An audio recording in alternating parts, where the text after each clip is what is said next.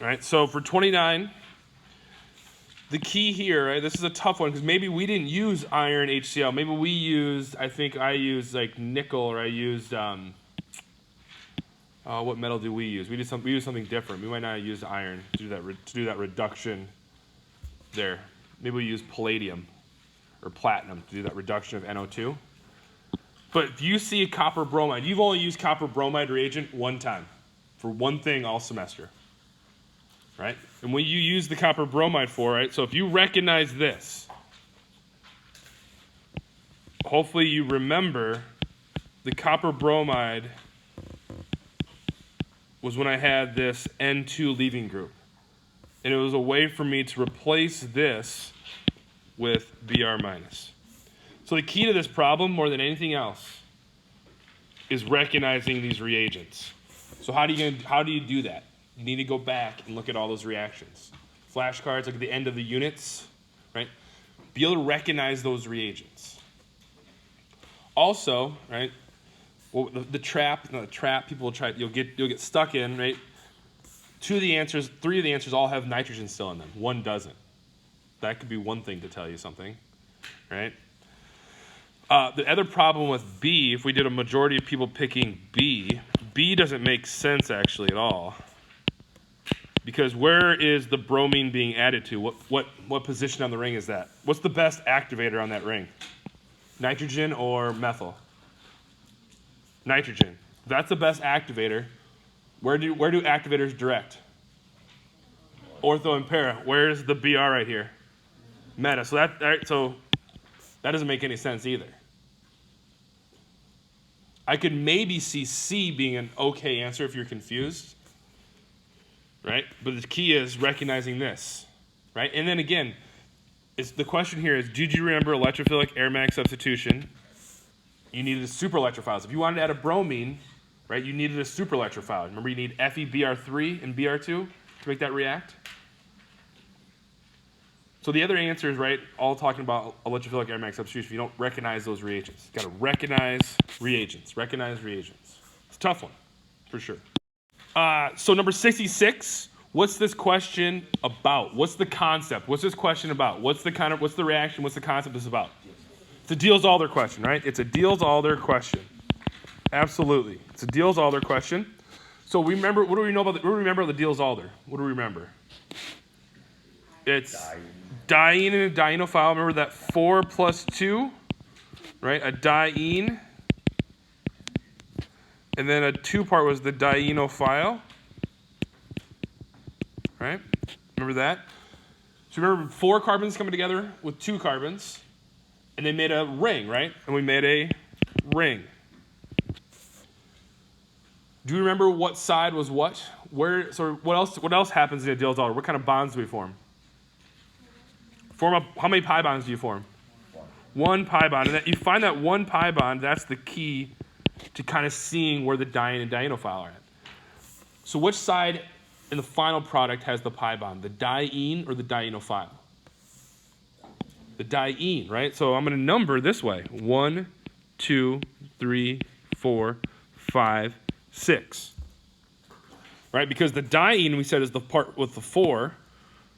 So that's why that's going to be this part. And the dienophile is the part with the 2. So that's going to be that part.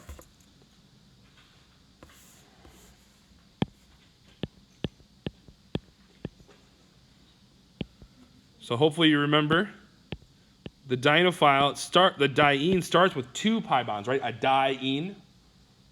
And where those 2 pi bonds are at are between, right, 1 and 2 and 3 and 4. Right, this methyl is just attached to carbon 2. The dienophile now, you'll notice something about the dienophile. What about these 2 nitriles? What are they to each other? They're trans. So if something's trans in the product, it must have been what in the starting material? Trans. And the dienophile, right, the lover of the diene, right, has 1 pi bond. And if those things are trans in the product, they must be trans in the starting material. 5, 6. Right? The way they make this hard the reason why B, so A is the answer. The reason why B is often picked is because you didn't number your carbons, right? You didn't number your carbons, right? So be careful, right? That methyl is on that pi bond carbon, so that's going to have to be on the second carbon of the diene, right? So it's good you recognize the trans part. That's awesome. Then don't mess up because you just didn't number your carbons, right? Diene is always a 4-carbon piece. Well, the diene, it's not a 4-carbon. The pi, like there's 2 pi bonds right next to each other, right? Diene. That's the part. There can be more carbons all on the diene, but that's the key part. Good. Good. So take a look at number 25. This question is asking you, which produces phenylpropyl ether in the highest yield? So a couple things. What are they asking you to know? You need to know what phenylpropyl ether is. Right? So what's phenylpropyl ether? So phenyl, right? Propyl, 1, 2, 3, ether. Phenylpropyl ether. So you need to know that. Now the next question, it said, what produces in the highest yield? So what kind of reaction are we going to do here? We're going to form an ether. So what kind of reaction is going to be a good way to form an ether with these reagents we have in front of us? An SN2. Right? This is called the Williamson ether synthesis.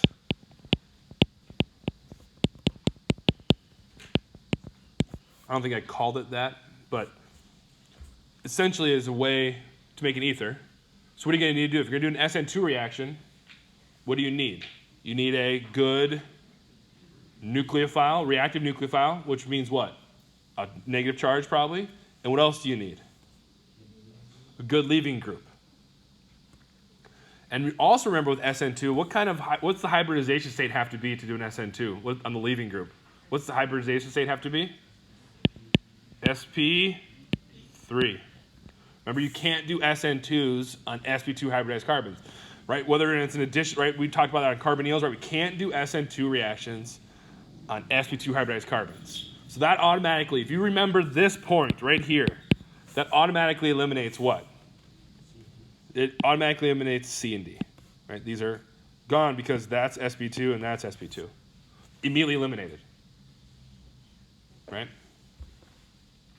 And then you look at it and say, okay, well, remember, then you look up here and say, what's the difference between these? Okay, both of them have the same nucleophile. The only difference is the electrophile, right? And we just talked about SN2, you need a good leaving group, right? Which one has a good leaving group? B, right? That bromine. Right, so this question is asking you, do you remember what an SN2 is? Right, do you remember what an SN2 reaction is? Another way they could turn this around on you is to remember what else about SN2 reactions. So the other way they could turn this around on you is to say, okay, what if we want you to make, I want you to make this tert-butyl methyl ether, right? What are the best starting materials to make that? Well, so either I'm going to break it here, or I'm going to break it here, right? So let's do the red first. If I do the red, that means I would have started with a bromine plus O minus, right, with the tert-butyl. Everybody see that? If I do the blue, I would have had O minus plus the bromine, the tert-butyl bromide. What set of reagents is better, the red or the blue? Red, why? Steric. So don't forget, SN2 reactions also, can you do an SN2 reaction? So it has to be sp3 hybridized, but can you do an SN2 reaction on a tertiary carbon? Nope. That's the other way they're going to ask this question. That's literally, every one of these has a question of this, like this. They're testing you, do you understand SN2 reactions? They have to be on sp3 hybridized carbons. You have to have a good leaving group. You can't be sterically hindered. It has to be primary or secondary, right? And that's it. And it has to be reactive, a reactive nucleophile, usually negative charge. Right? They're gonna have a question like this for sure. So 58, the key here is to look at this and say, okay, what's this about? Who remembers what this was called? It's an acetal. And this was an acetal. Do you remember what acetals came from? Alcohols Alcohols and ketones or aldehydes, right? We learned about this in the ketones and aldehydes chapter. So that's what this is about, right? This is actually about taking an acetal, or breaking down an acetal. So the key thing to look for here is look for the carbon that has the oxygen bonded, that has 2 oxygens bonded to it. Which carbon would that be? That would be this carbon right here, right? That's the carbon that's 2 oxygens bonded to it. That's the carbon that was either the ketone or the aldehyde, the carbon or the carbonyl, right? Because how many bonds does a carbon and a ketone have bonded to it? How many oxygen bonds does it have? 2. So that is that carbon. So that one right there, if you look back and you say, okay, if that's true, then that red highlighted carbon must be this one, right? That came from a ketone. And then if you look at the answers, there's only one that has that ketone. So that's the key here. So find, right, the carbon that has 2 oxygens bonded to it, and that's the one. The other way they'll do this is just the reverse. They'll give you that, and they'll give you this, and say which acetal is formed. That's the other way they'll ask. That way you can ask this question, is to say, okay, these 2 together, what does this make with H plus around? That's what they'll ask. That'll be the other way. Okay.